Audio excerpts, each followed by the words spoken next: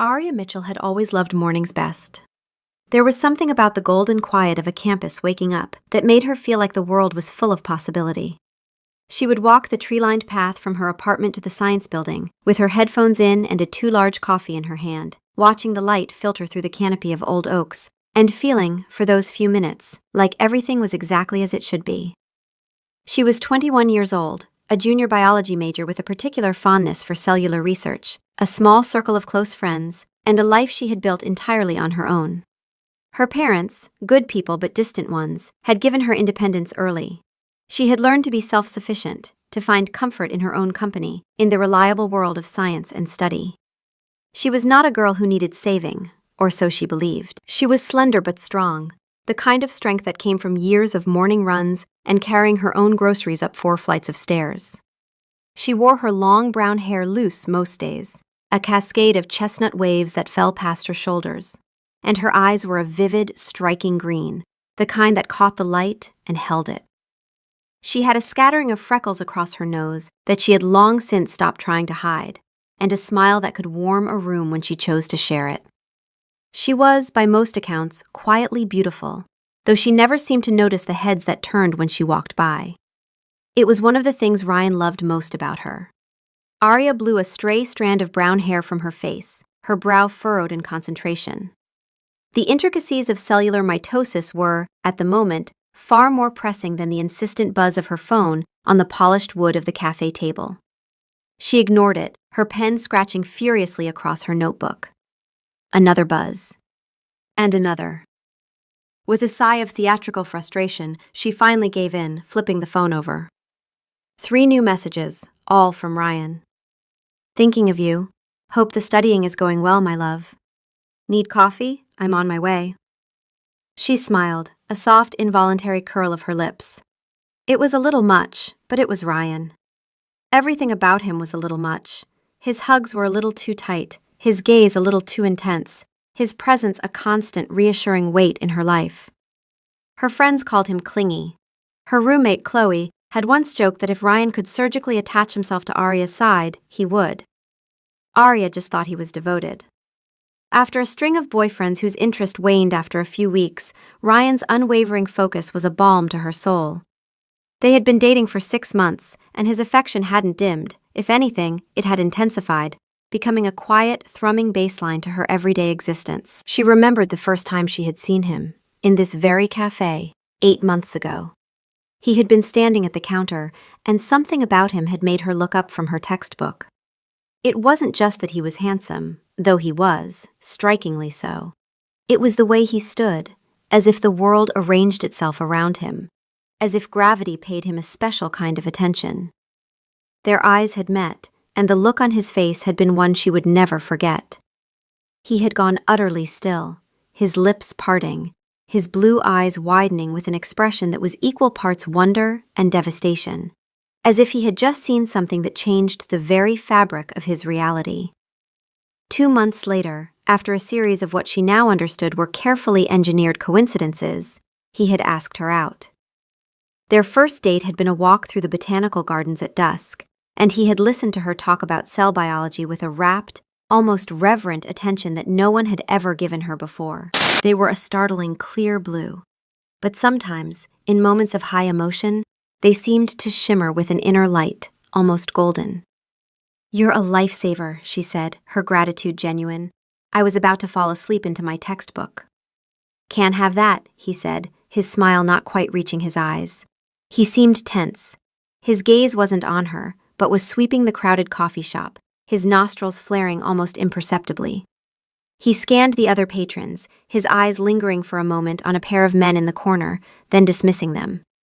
He leaned down, ostensibly to kiss her cheek, but his lips brushed the sensitive skin behind her ear. He inhaled deeply, a soft, possessive sound, and for a moment, the tension in his shoulders seemed to ease. "You smell like vanilla and old books," he murmured, his voice for her alone. "My favorite combination." She blushed, swatting his arm playfully. "Go sit down, you weirdo. People are staring." He chuckled, the sound a low vibration in his chest, and slid into the chair opposite her. He didn't take his eyes off her as she reached for the latte. Just as her fingers were about to close around the cup, his hand shot out, grabbing it first.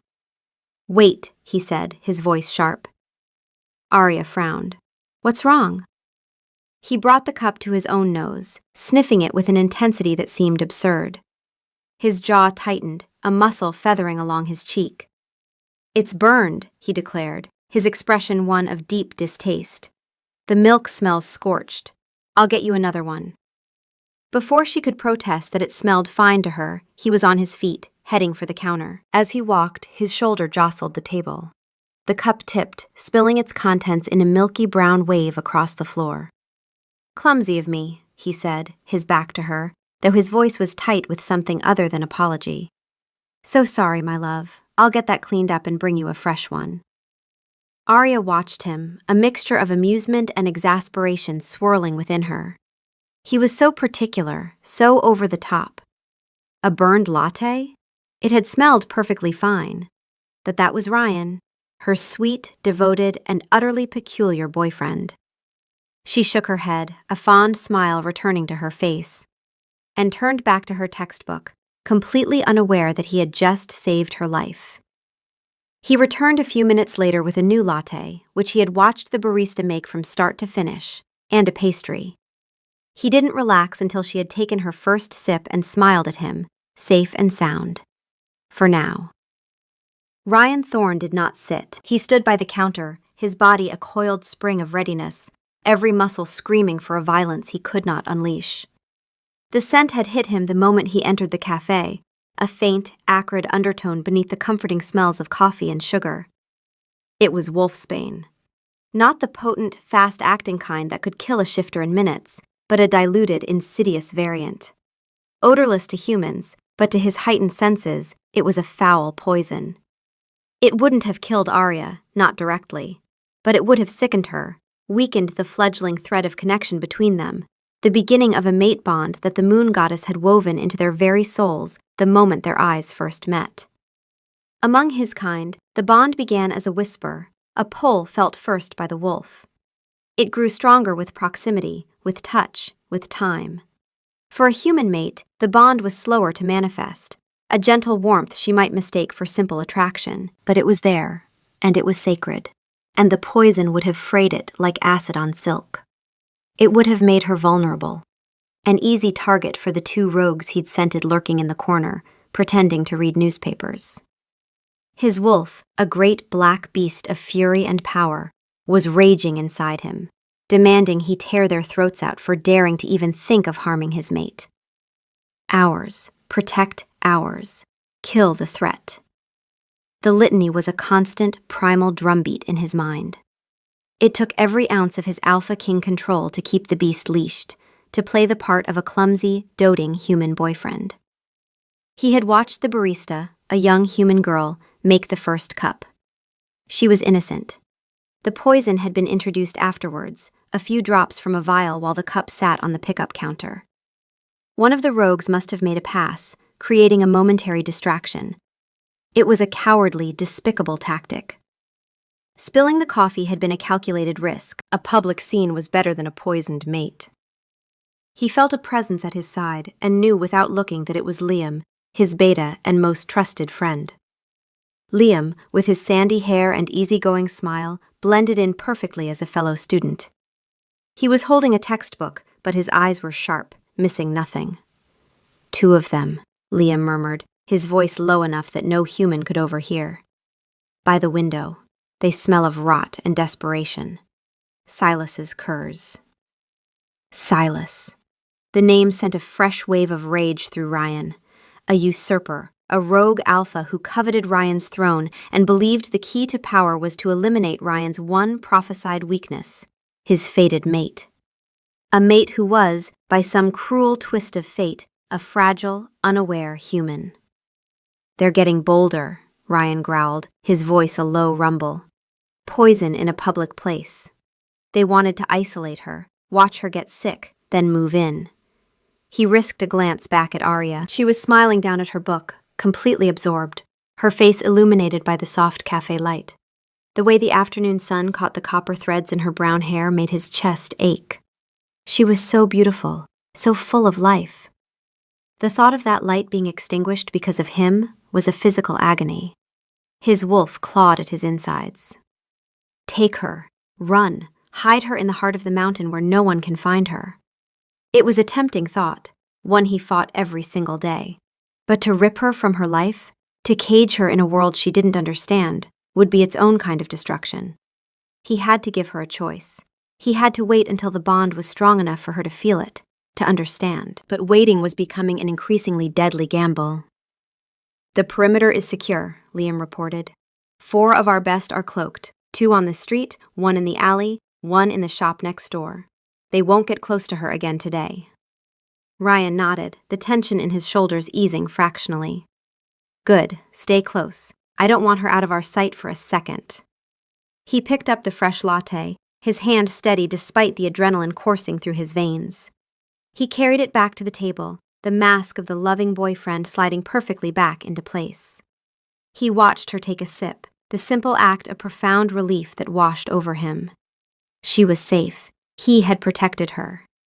But as he sat down, forcing a relaxed smile, he met the cold, hate-filled eyes of one of the rogues in the corner. It was a silent promise. This was not over. They would try again, and again. And Ryan knew, with a chilling certainty, that one day his control would snap, his human charade would crumble, and the king would be forced to reveal himself. He just prayed that when that day came, the revelation wouldn't destroy the very woman he was fighting to save. Later that evening, after the cafe and its hidden dangers were behind them, they found themselves on the small balcony of Arya's apartment. The city lights twinkled below, and the air had turned cool, carrying the first promise of autumn. Ryan had draped his jacket around her shoulders without being asked. It smelled like him, that clean, intoxicating scent of pine and winter air and something wild she could never quite name. She leaned against the railing, and he stood behind her, his arms wrapped around her waist, his chin resting on the top of her head. It was a position they fell into naturally, as if their bodies had been designed to fit together this way. "Tell me something real," she said softly, tilting her head back to look up at him. The city noise felt far away. "Something nobody else knows about you." He was quiet for a long moment, and she could feel his heartbeat against her back, steady and strong. "Sometimes," he said, his voice low and rough, "I feel like I've been searching for something my whole life. A missing piece. And when I found you, everything just went quiet. All the noise, all the chaos in my head. You made it stop." She turned in his arms, facing him. His blue eyes were soft in the dim light, unguarded in a way she rarely saw. He looked younger like this, less like the intense, vigilant man who watched doorways and sniffed lattes, and more like someone carrying a weight he desperately wanted to put down. "That's a lot of pressure to put on one person," she whispered, but she was smiling. He reached up, tucking a strand of hair behind her ear, his fingertips trailing along her jaw with a tenderness that made her breath catch. "You don't feel the pressure," he said. "You just feel like home." She rose on her toes and kissed him, slowly, deliberately. His arms tightened around her, one hand cradling the back of her head, and he kissed her back with a careful, controlled intensity that always left her wanting more. There was always a restraint in his kisses, a sense that he was holding something vast and powerful in check. She had once thought it was shyness. Now she was beginning to wonder if it was something else entirely. When they pulled apart, his forehead rested against hers, and they stayed like that, breathing each other in. 2 people suspended in a fragile, beautiful moment that neither wanted to break. The university library was Arya's sanctuary. The hushed silence, the scent of aging paper, the endless rows of knowledge, it was where she could truly focus. She had found a secluded carrel on the 3rd floor, tucked away in the history section, and had been immersed in her research for hours. Ryan knew she was there, of course. He always seemed to know where she was. She had just finished a chapter and was stretching, arching her back with a soft groan, when a figure appeared at the end of the aisle. It was Mark, a guy from her Western civilization class. He was nice enough, with a friendly smile and an awkward energy she found endearing.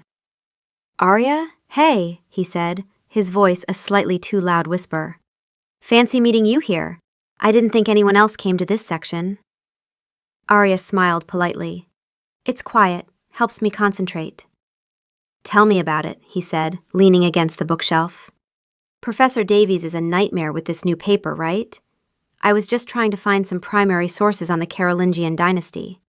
Got any tips? She was about to answer when a subtle shift in the atmosphere made the hairs on the back of her neck stand up. A familiar, clean scent of pine and winter air washed over her, and a large, warm body slid into the chair beside her at the small carrel. It was Ryan. He hadn't made a sound, but his presence was overwhelming, a sudden vortex of energy in the quiet space. He wrapped an arm around her shoulders, pulling her snugly against his side. He didn't even glance at Mark. Instead, he nuzzled his face into her hair, inhaling deeply. There you are, he murmured, his voice a low, possessive purr that vibrated through her. I got your text. Figured I'd come keep you company. Arya blinked. She hadn't sent him a text. She hadn't touched her phone in over an hour. Ryan, what are you doing here? She whispered, trying to shrug off his arm, a hot blush of embarrassment creeping up her neck. Mark was staring, his friendly smile frozen on his face. The air crackled with a sudden, awkward tension. Ryan finally lifted his head and looked at Mark, his blue eyes no longer warm, but chips of ice. He didn't say a word. He just looked. It was a look of such absolute, predatory stillness that it seemed to suck the very air out of the aisle. Mark visibly paled. He straightened up, taking a step back. Oh, you guys are... right. I'll go look in another section. Sorry to bother you. He practically fled, disappearing around the corner without a backward glance. Arya finally wriggled out of Ryan's grasp, her cheeks flaming. What was that? She hissed, her voice low but sharp with annoyance. You were completely rude. He was just asking about a class paper. His scent was all over you, Ryan stated, his voice flat. His eyes were scanning the ends of the aisle, his head tilted as if listening for something she couldn't hear. I don't like it when other men crowd you. His scent? What are you talking about? He was standing 5 feet away, and you can't just show up and scare off my classmates. It's embarrassing, Ryan. It's controlling. The word hung in the air between them, ugly and sharp. It was the first time she had used it, the first time she had let the whispers of her friends color her own perception. His gaze snapped back to her, and for a second, she saw a flash of raw hurt in his eyes, so profound it made her breath catch. The icy hardness melted away, replaced by a deep, weary sorrow. Arya, he said, his voice soft and pained. It's not about control. I just need to know you're safe, that's all. Please, just trust me. He reached out, his thumb gently stroking her cheek. The simple touch sent a jolt of warmth through her, extinguishing her anger as quickly as it had flared. She leaned into his hand, her frustration giving way to a familiar wave of affection. He was too much, yes.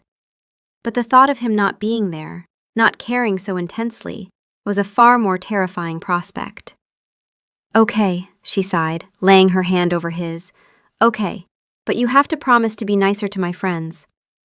I promise, he said, though his eyes were already scanning the stacks again, the vigilant guardian back on his post. She didn't understand. She couldn't understand that his promise was a lie, because his one true promise was to her, and it superseded all others. He would keep her safe, no matter the cost, and no matter who he had to scare away to do it. Ryan's wolf was a frantic, pacing beast in the cage of his mind. Danger. Threats closing in. Protect. Protect. Protect. He kept his arm around Arya, his body a physical shield, while his senses screamed at him. He had been a block away when he'd scented them. 2 rogues, different from the pair at the coffee shop, but carrying the same stench of Silas's desperation. They had slipped into the library, their malice a foul taint in the peaceful atmosphere. He and Liam had followed, moving like ghosts through the building, tracking them to the 3rd floor. The rogues were using a classic hunting tactic, one to distract, one to strike. The boy, Mark, was an unwitting pawn. He was no threat, but his presence was the opening they needed. While Arya was focused on him, one of the rogues was slinking up the adjacent aisle, a damp cloth laced with sedative in his pocket, preparing to move in. Ryan's arrival had been a thunderclap in their silent hunt. His sudden, overwhelming alpha presence had slammed into them, a metaphysical wall of power and warning. Mine. The single word had been a silent roar in the supernatural sphere, a declaration of ownership that no shifter could mistake.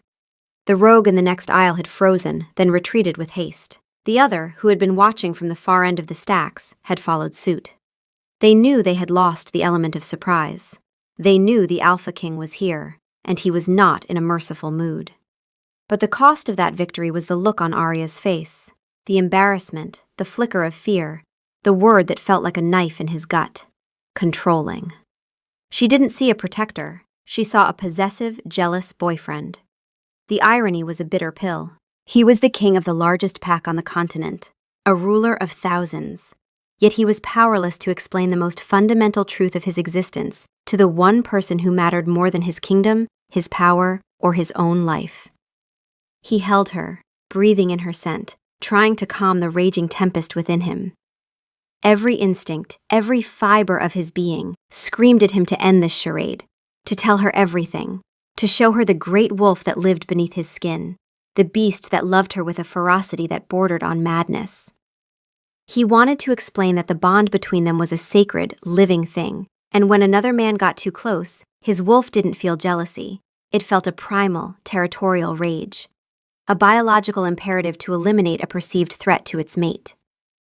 But how could he explain that without sounding like a monster? You are my mate, my other half. The moon goddess herself destined you for me. My wolf recognized you from the first moment I saw you, and it will never let you go. The words were a constant prayer on his lips, a truth he couldn't speak. Liam appeared at the end of the aisle, giving him a subtle nod. The threats were gone. For now. Ryan's eyes met his betas over Arya's head, a silent conversation passing between them. This is unsustainable. We are losing control of the situation. Liam's expression was grim, mirroring the cold dread coiling in Ryan's own stomach. They were reacting, always one step behind. The rogues were dictating the terms of engagement, and that was a fatal error in any conflict. He had to change the game. He had to do something drastic. The thought of taking her, of forcing her into his world, was abhorrent. But the thought of her being harmed because of his hesitation was infinitely worse. He tightened his grip on her, pulling her impossibly closer. She sighed, melting against him, thinking it was a gesture of affection. And it was. But it was also the desperate act of a king holding on to his most precious treasure, knowing the thieves were growing bolder at the gates. The lecture on Elizabethan poetry had run late, and by the time Arya packed her bag, the sun had already bled below the horizon, painting the sky in bruised shades of purple and orange. A chill was in the air, the first real bite of autumn. She pulled her worn denim jacket tighter around herself and checked her phone. A string of frantic texts from Ryan. Professor keeping you late? It's getting dark, Arya. Wait for me. My class just ended. I'll walk you back. Don't leave the building. The last one, in all caps, made her roll her eyes. It was a 10-minute walk to her dorm, a path she took nearly every day. The campus was well lit and generally safe. His overprotective nature was starting to feel less like a sweet quirk and more like a genuine lack of faith in her ability to simply exist on her own. A spark of defiance, fueled by the library incident, flared within her. She was not a child. She did not need a constant bodyguard. Tapping out a quick reply, I am fine, already walking. See you at my place. She pushed open the heavy doors of the lecture hall and stepped out into the twilight. The campus was quieter than usual, most students already at dinner or back in their dorms. The path wound through a small quad lined with old oak trees whose leaves rustled in the cool breeze. The air was crisp and clean. For the first few minutes, she felt a sense of liberation, of simple adult independence. But as the shadows deepened, a primal prickle of unease traced its way up her spine. The familiar path suddenly seemed longer, the shadows between the pools of light from the campus lamps deeper and darker. She picked up her pace, her boots crunching on the fallen leaves. She told herself she was being silly, letting Ryan's paranoia infect her, but she couldn't shake the feeling of being watched. She glanced over her shoulder. Nothing, just an empty path behind her. She turned a corner, heading down a slightly more isolated stretch that ran alongside the university's botanical gardens. And then she heard it. The low rumble of an engine, moving too fast, its headlights off. A dark van, a windowless, menacing shape, screeched around the corner behind her. It wasn't on the road, it had jumped the curb and was barreling down the pedestrian walkway, directly at her. Time seemed to slow down. Her mind couldn't process it. It was a dream, a nightmare. Her feet felt rooted to the spot, her throat closing over a scream that wouldn't come. The van was a charging beast, a wall of dark metal intent on her destruction. This wasn't a reckless driver. This was an attack. Just as the bumper was about to hit her, a force like a lightning strike slammed into her from the side. She was lifted off her feet, the air knocked from her lungs in a painful whoosh. She hit the grass hard, tumbling through the damp leaves, wrapped in a crushing, protective embrace. The van roared past the spot where she had been standing, so close she felt the wind from its passage. It didn't slow down, swerving back onto the road and disappearing into the night. Arya lay gasping on the ground, her heart hammering against her ribs like a trapped bird. Strong arms were holding her, shielding her body with their own.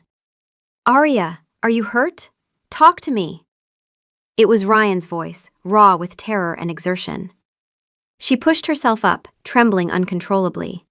He was kneeling over her, his hands frantically checking her for injuries. His face was pale, his chest heaving as if he had run a marathon. But it was his eyes that stopped her breath. In the dim light, they were blazing. Not blue, not anymore. They were a fierce, luminous gold, glowing with an impossible, inhuman light. It was just for a second, a fleeting, terrifying moment. Then he blinked, and they were his normal, familiar blue again, though wide with fear and relief. "Ryan," she whispered, her voice shaking. "That van, it tried to—" "I know," he breathed, pulling her into a fierce hug, burying his face in her neck.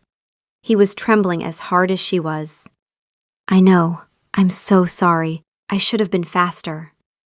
He wasn't just holding her, he was clinging to her, his entire body radiating a desperate, protective energy.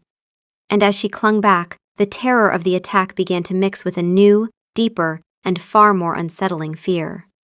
The impossible glow in his eyes, the sheer speed and force with which he had appeared out of nowhere to save her. It wasn't just that a van had tried to run her down, it was that her sweet, clingy boyfriend had moved with the speed and power of something not quite human. Ryan's heart was a frantic drum against his ribs, his lungs burning. He had pushed his body past its human limits, fueled by pure, unadulterated terror. He had been sprinting from his own lecture hall, his wolf's senses screaming a litany of doom, when he'd caught her scent on the breeze, mingled with the foul stench of rogues and gasoline. He had seen the van jump the curb, a predator closing in on its prey. In that moment, the Alpha King had ceased to exist. The careful planner, the strategic ruler, all of it had burned away, leaving only the primal, desperate male. There was only his mate, and she was about to die. He had launched himself at her with no thought for his own safety, his muscles and sinews straining to the breaking point. Holding her now, feeling her heart beating against his, was the only thing keeping his wolf from taking over completely, from shifting and howling its rage and grief into the night sky. He had felt the change in his eyes, the golden glow of his wolf breaking through his control in the heat of his terror. He had seen the flicker of shock and fear on her face before she could hide it. The secret was unraveling. The thin veneer of his humanity was cracking under the strain. He helped her to her feet, his hands gentle, but his grip unbreakable. He wouldn't let her go. He couldn't. "Let's get you home," he said, his voice still rough. He half carried her back to her dorm, his arm a band of steel around her waist, his senses on high alert, scanning the darkness for any lingering threats. The rogues in the van were gone, but he knew they would be back. This was a declaration of war. They were no longer content with subtle attempts. They were willing to be brazen, to use brute force. They were willing to kill her in the open. Back in her small apartment, he locked the door, engaging the deadbolt and chain. He settled her on the couch, wrapping a blanket around her trembling shoulders. He wanted to roar, to smash his fists through the walls, to hunt down the cowards who had dared to harm her and shred them to pieces. Instead, he forced himself to be calm, to project an aura of safety and control he was nowhere near feeling. He made her tea, his hands shaking slightly. Liam was already in motion. Ryan had sent him a single coded text, Protocol Crimson. It was the highest alert, the signal that the mate was in imminent, undeniable danger. Warriors from the northern pack, already stationed covertly throughout the city, would be converging. They would establish a new, tighter perimeter. They would hunt. Liam's reply had been instantaneous. Acknowledged. Kingsguard en route. Hold your position. But holding his position felt like torture. He wanted to take her, to run with her all the way to the northern mountains, to the safety of his fortress, where a legion of his fiercest warriors could protect her. But her wide, questioning eyes stopped him. She was looking at him not just as her savior, but as a mystery. A puzzle she was finally beginning to see the strange, frightening shape of. "Ryan," she said, her voice quiet but firm. "What is going on? Don't tell me that was just a reckless driver. They came right for me." He knelt before her, taking her hands in his. They were so small, so fragile. "Arya," he began, his heart aching. The truth was a razor blade on his tongue. He had to tell her. But the words wouldn't come. How do you tell the woman you love that monsters are real, and you are their king? The silence in Arya's small apartment was a living thing, thick and suffocating. Ryan had refused to leave, of course. He had claimed the lumpy couch as his own, a silent, sleepless guardian through the long hours of the night. Arya hadn't slept either. She lay in her bed, staring at the ceiling, her body still humming with residual fear, her mind racing in loops she couldn't escape. Every time she closed her eyes, she saw headlights. She felt the impact of being tackled, the terrifying sensation of flight, the cold, hard slam of the ground. And then, every single time, the memory shifted, and she saw his eyes. That golden blaze, alien and beautiful and impossible. She had told herself it was the streetlight, a reflection, adrenaline playing tricks on her perception. But she was a science student. She dealt in observable phenomena. And what she had observed was not a trick of light.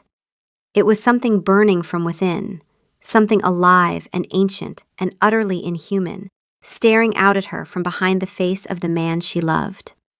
She pulled the covers tighter around herself and thought about every strange thing Ryan had ever done.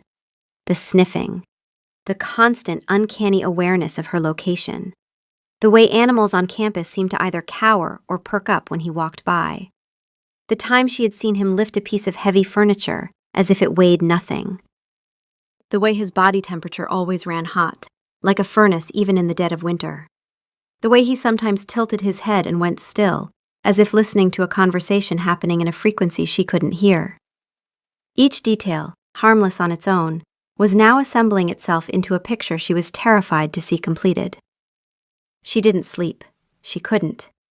The night stretched on, endless and cold, and the only comfort was the knowledge that he was just on the other side of the wall, awake and watching, as he always was. In the morning, the tension was even worse. Ryan moved around her small kitchen, making breakfast with a grim, focused intensity. He didn't hum like he usually did. He didn't try to pull her into a hug. He was a stranger in his own skin, his familiar, handsome face a mask for the coiled, dangerous energy that seemed to radiate from him in waves. He was still her Ryan, but he was also something else, something more. She couldn't take it anymore. The not knowing was worse than any truth he could tell her.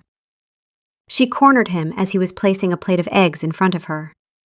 "Talk to me, Ryan," she demanded, her voice shaking slightly but firm. "No more lies, no more evasions about reckless drivers or jealous streaks. Something is happening, and you are at the center of it. You owe me the truth." He stopped, his shoulders slumping in defeat. He looked exhausted, the skin under his eyes bruised with fatigue. He ran a hand through his hair, the gesture weary and pained. Arya, it's complicated, and it's dangerous. Knowing the truth will put you in even more danger. I was almost killed on a sidewalk last night, she shot back, her voice rising. I think I'm already in danger, and I would rather face it knowing what it is than be kept in the dark like a child. What are you so afraid of? He finally looked at her, his blue eyes filled with a desperate, heartbreaking vulnerability. I'm afraid of you looking at me the way you did last night, he whispered. With fear. I'm afraid of you running from me. I don't think I could survive that. His honesty disarmed her, her anger deflated, replaced by a profound ache in her chest. He wasn't trying to control her, he was trying to protect her from himself. She reached out, her fingers gently touching his jaw. His skin was warm, a faint stubble scratching against her fingertips. He leaned into her touch, his eyes closing for a moment as if in prayer. Your eyes, she said, her voice barely above a whisper. Last night, they changed color. They were gold, Ryan, not a reflection, not a trick of the light. Gold. I saw it. His breath hitched. She could feel his pulse jump beneath her fingertips. What are you? She asked, and the question hung between them like a blade. He opened his mouth. She could see the truth forming, see the walls starting to crack, see 6 months of agonizing secrecy on the verge of crumbling. Then his phone buzzed. He glanced at it, and his entire demeanor shifted. The vulnerability vanished, replaced by the cold, hard mask of command. I have to go, he said, his voice clipped. There's an emergency, with my family. Your family? Ryan, you told me your parents died years ago. It's more distant family, he said, already moving toward the door, his movements swift and decisive. A business issue. Liam is outside, he'll stay here. Don't leave the apartment for any reason. Please, Arya, promise me. The order was steel beneath the velvet of his plea. Before she could argue, he leaned in, his lips capturing hers in a kiss that was both desperate and tender. It was a kiss that tasted of love and fear and a heartbreaking goodbye. Then he was gone, the door clicking shut behind him, leaving her alone with Liam, a man she barely knew, standing guard outside her door. The sense of being a prisoner in her own life was overwhelming. She walked to the window, peering down at the street. She saw Ryan get into a sleek black car that had appeared from nowhere. He wasn't alone. 3 other large, imposing men were with him, all of them moving with the same disciplined, predatory grace. This wasn't a family business. This was something else entirely. As the car pulled away, she felt a profound sense of dread. The world she thought she knew was tilting on its axis, and she was afraid that when it stopped, nothing would ever be the same. Ryan slid into the back of the armored SUV, the calm facade he wore for Arya crumbling the moment the door was sealed. The man seated opposite him was Kale, the captain of his king's guard, a scarred and formidable warrior whose loyalty was absolute. Report, Ryan commanded, his voice dropping into the low, authoritative growl of an alpha king. There was no trace of the college student left. We intercepted them 2 blocks from her apartment building, Kale reported, his voice a gravelly baritone. The 4 from the van. They fought like cornered rats, but they were no match for the guard. Are they alive? Ryan asked, his hands clenching into fists. Barely, Kale said with a grim satisfaction. They are secured at the warehouse. They will talk. They'll do more than talk, Ryan snarled, his wolf pressing against his skin, hungry for vengeance. They will scream the name of every traitor who follows Silas. He leaned his head back against the leather seat, the weight of his crown feeling heavier than ever. Silas, his cousin, a bitter, ambitious alpha who had always believed the throne should have been his. Silas had been exiled years ago for challenging Ryan's father, but he had been gathering power in the shadows, preying on disenfranchised rogues and building an army of the desperate and the cruel. An army he was now using to terrorize the one person Ryan held sacred. His pack's council of elders had been sending him increasingly urgent messages. The kingdom is restless. The rogue threat grows. Your place is here, on the throne, not playing human in a city of sheep. You must bring the Luna home. The pack needs its queen. Your bond needs to be sealed before it is broken by force. They were right, of course. His duty was to his people. But his heart, his very soul, was tied to the human woman in that apartment. How could he ask her to trade her world of textbooks and coffee shops for a world of ancient laws, bloody conflicts, and political intrigue? How could he place a crown on her head when she didn't even know their kingdom existed? The intelligence from the prisoners confirms our fears, my king, Cale continued, pulling Ryan from his thoughts.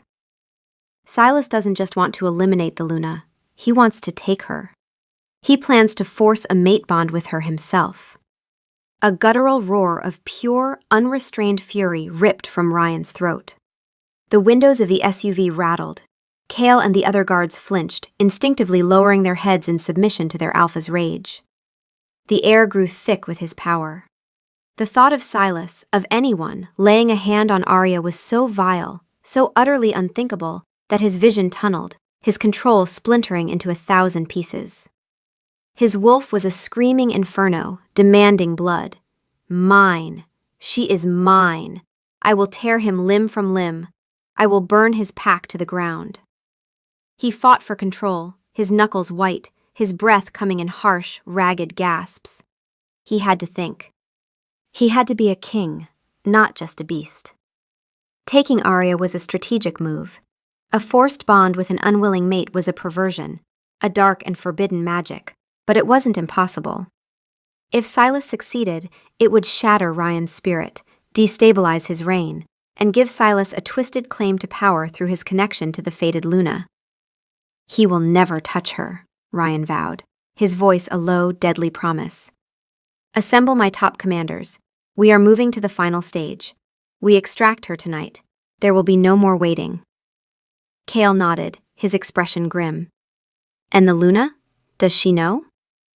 No, Ryan said, the single word heavy with regret. I will tell her myself, just as soon as I make sure she has a future to be told. The car sped through the city streets. There would be no mercy. There would be no quarter. He would rip the information he needed from those prisoners. He would protect his mate, his queen, his Arya, and he would unleash the full, terrifying might of the Northern Pack on anyone who dared to stand in his way. The time for hiding was over. The king was going to war. Arya felt like a caged animal. Liam was a silent, stoic statue outside her door. He had brought her food, but refused to answer any of her questions, his friendly student persona replaced by that of a granite-faced soldier. Frustrated and scared, she needed to think. She needed air. She paced her apartment for over an hour, the walls closing in, Ryan's unanswered questions piling up in her chest until she thought she might scream. She noticed Liam step away from the door to speak into his phone, his voice low and urgent, his attention pulled elsewhere. It was a momentary lapse, just a few seconds, but Arya had spent her whole life being resourceful. She grabbed her jacket, slipped out the back service entrance of the building, and was gone before Liam even turned around. It was a reckless move, born of desperation. She just wanted a few minutes of normalcy. A walk in the small park adjacent to the campus to clear her head before confronting Ryan again. The evening air was cool, and for a moment, she felt a sense of relief. But it was short-lived. The feeling of being watched returned, 10 times stronger than before. The park, usually dotted with students, was eerily empty. The hair on her arms stood on end. She turned to go back, her heart starting to pound with a renewed sense of fear. It was a trap. She had walked right into it. 4 figures detached themselves from the shadows of the trees, moving to surround her. They weren't dressed like students. They were rough, hard-faced men with cold, predatory eyes. One of them, a hulking man with a jagged scar across his face, grinned, revealing yellowed teeth. Well, well, look what we have here.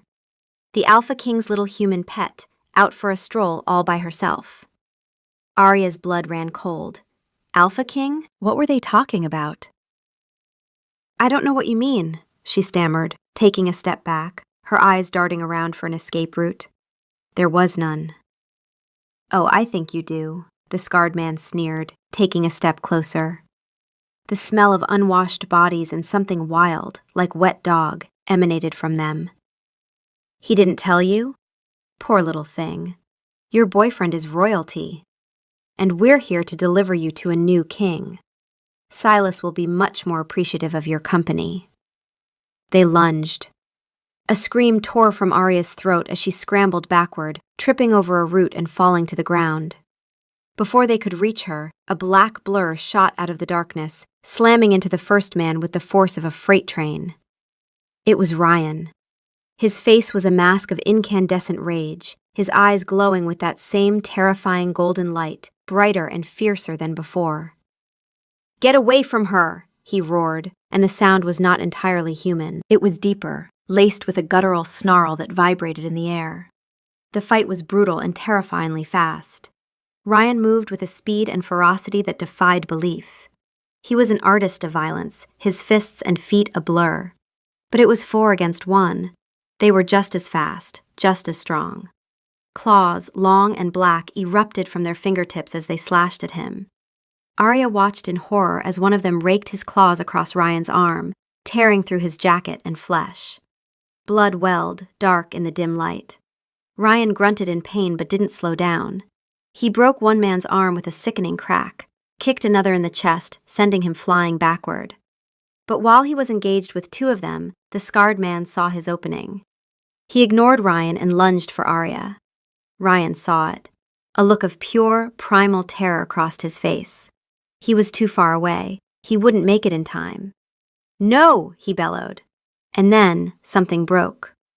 The air crackled with energy. Ryan threw his head back and a sound ripped from his throat that was not a scream, but the beginning of a howl.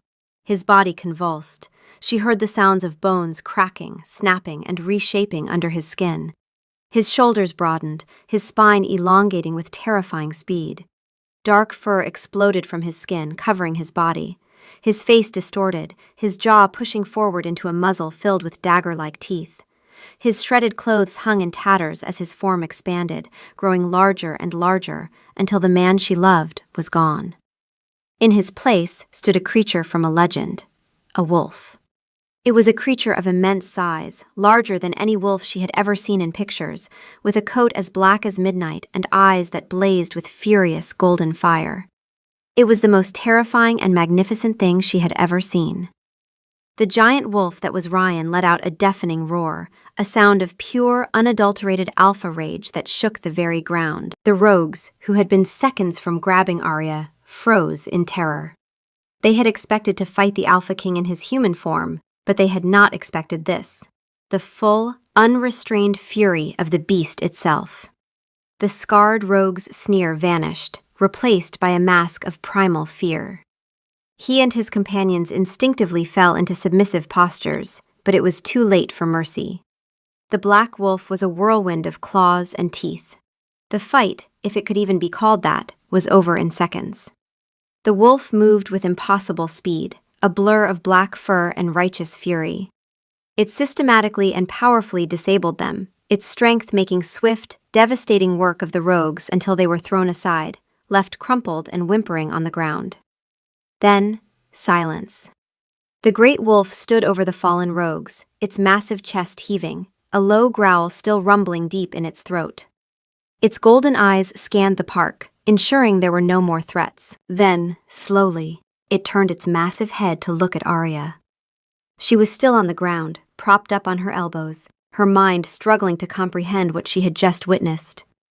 She should have been screaming. She should have been running. Every rational part of her brain was telling her to flee, to get as far away from this creature as humanly possible. But she wasn't moving. She was paralyzed, not by fear, but by a strange, overwhelming sense of recognition. As the wolf's blazing golden eyes met hers, something stirred deep inside her chest, a warmth she had always felt around Ryan, but had never been able to name. It bloomed now, fierce and undeniable, like a second heartbeat coming alive. She didn't see a monster. She saw Ryan. She saw the same fierce protectiveness, the same desperate love, the same soul she had fallen in love with, now housed in this terrifyingly beautiful form. The wolf took a hesitant step toward her. It was so large its head was level with her own, even as she sat on the ground. It whined softly, a high, mournful sound filled with worry and a heartbreaking plea for acceptance. Its ears were pinned back, its massive body low to the ground, not in a hunting posture, but in one of supplication. The most powerful predator she had ever seen was making itself small for her, terrified not of enemies, but of her rejection. It lowered its head, nudging her hand gently with its wet nose. Its fur was thick and surprisingly soft, warm from the heat that seemed to radiate from its body. Arya reached out a trembling hand and laid it on the wolf's broad muzzle. The moment her skin touched its fur, the warmth in her chest surged, a wave of emotion so powerful it nearly knocked the breath from her. She felt his heartbeat through her palm, rapid and strong, perfectly in sync with her own. The wolf leaned into her touch, its eyes closing as a deep, rumbling purr vibrated through its chest. She could feel his relief, his gratitude, his love, as if the emotion were being transmitted through the physical connection between them. This was the bond. She understood that now with a certainty that went beyond logic or science. This invisible thread between them, this thing she had dismissed as infatuation, was something ancient and real, and more powerful than anything she had ever encountered in a textbook. Tears welled in her eyes, tears of shock and terror, but also of a profound, earth-shattering understanding. Everything, every single bewildering moment of the last 6 months clicked into place with painful clarity. The spilled coffee was not clumsiness, it was a life saved. The library was not jealousy, it was a war fought in silence. The van was not an accident, it was an assassination attempt, and Ryan had thrown himself between her and death without a second thought. His clinginess was not weakness, it was the desperate vigilance of a guardian who loved her more than his own survival. The wolf whined again, licking away a tear that escaped down her cheek. Then, it stepped back. Its body began to convulse again, the transformation reversing. The terrible sounds of cracking bones returned as the massive form shrank, fur receding, the wolfish features melting back into the familiar human planes of Ryan's face. He collapsed to his knees, his shredded clothes barely clinging to his frame, wounded and utterly vulnerable, his head bowed. He was shaking, not from the cold or the exertion, but from the sheer terror of what was about to happen. This was the moment he had dreaded for 6 months, the moment she saw the truth and chose. "Arya," he choked out, his voice raw. He wouldn't look at her, his hands were pressed flat against the grass, his shoulders hunched as if bracing for a blow. "I'm so sorry. I never wanted you to find out like this. I wanted to tell you gently. I wanted to give you time. His voice broke. He finally lifted his head, and his blue eyes, human again but rimmed with gold, were filled with the agonizing expectation of rejection. Tears tracked through the grime on his face. "Please don't be afraid of me." The words, the raw honesty in his voice, broke through the last of her shock. She looked at him, really looked at him. He was Ryan. He was her Ryan, the man who brought her lattes and kissed her behind her ear and held her on the balcony like she was the only thing keeping him anchored to the earth. He was also something else, something vast and ancient and wild. But the core of him, the soul she had fallen in love with, was right there in his eyes, begging her not to leave. She scrambled to her feet and went to him, kneeling in front of him on the damp grass. She took his face in her hands, ignoring the blood and the dirt. His skin was burning hot beneath her palms. He flinched at her touch, as if he couldn't believe she was willing to be close to him. "I'm not afraid," she whispered, her voice thick with emotion. He stared at her, his eyes wide with disbelief. "Arya, you just saw me turn into a—" "I saw you save my life," she said firmly. "Again. For what I'm now realizing is probably the 100th time. I saw you put yourself between me and danger, and I saw you terrified that I would hate you for it." A sob escaped him, a broken, wrenching sound that she had never heard from him before. She pulled him closer, wrapping her arms around his trembling shoulders. He buried his face in her neck, breathing her in, and she held him as the king of wolves fell apart in her arms. She held him the way he had always held her, completely, fiercely, with everything she had. And so he told her everything. They sat together on the cold grass of the park, Liam and a ring of guards she couldn't see forming a silent perimeter around them, and the words poured out of him in a desperate, ragged torrent. He was Ryan Thorne, the alpha king of the Northern Pack, a hidden kingdom of werewolves in the vast wilderness of the north. She was his fated mate, his Luna, the other half of his soul, destined by their moon goddess to rule by his side. The bond between them was sacred and irrevocable, a connection woven into the fabric of their very beings. He explained about the rogues, about Silas's ambition, about the months he had spent watching over her, falling more in love with her every day while fighting a secret war for her life. He told her about the wolfsbane in the coffee, the rogue in the library aisle with the sedative, the van, the council of elders demanding he bring her home. He told her everything, holding nothing back, and with each confession his voice grew steadier, as if the truth, after so long imprisoned, was setting him free. She listened. She didn't interrupt. She didn't pull away. She asked questions, sharp, incisive questions, that reminded him she was far more intelligent and perceptive than he had ever given her credit for. How does the bond work? Can it be broken? What happens to me in your world? Am I expected to become something I'm not? And his answers were honest, even when honesty was painful.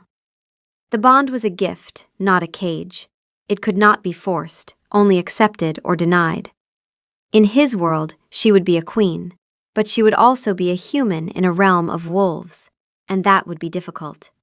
He would never ask her to be anything other than exactly who she was. When he finished, silence descended once more. The moon had risen while they talked, a pale silver disk hanging low over the trees. He waited, his entire body tense, for her verdict. She was quiet for a long time, and in that silence he died 1,000 deaths. She was processing, he knew. She was the kind of woman who weighed evidence, who didn't make decisions from emotion alone. But the waiting was agony. "The balcony," she said at last, her voice quiet. He blinked. "What? That night on my balcony? When you said I made everything go quiet? That was the bond, wasn't it? That's what you were trying to tell me?" "Yes," he breathed. She nodded slowly. Her green eyes were bright with unshed tears, but they were steady, clear, resolved. "I felt it too, you know. I just didn't have a name for it. I thought it was just love." "It is love," he said, his voice rough. "The bond doesn't create something that isn't there. It recognizes what already exists. It found you because you were already mine, and I was already yours, even before I knew your name." A single tear slid down her cheek, and she smiled. It was a small, trembling smile, but it was real, and it was the most beautiful thing he had ever seen. "Okay," she said softly. His breath hitched. "Okay?" "Okay," she repeated, and the smile grew, spreading across her face like dawn breaking over the mountains. "So, I'm a queen, huh? You have a lot to teach me, Mr. Thorne."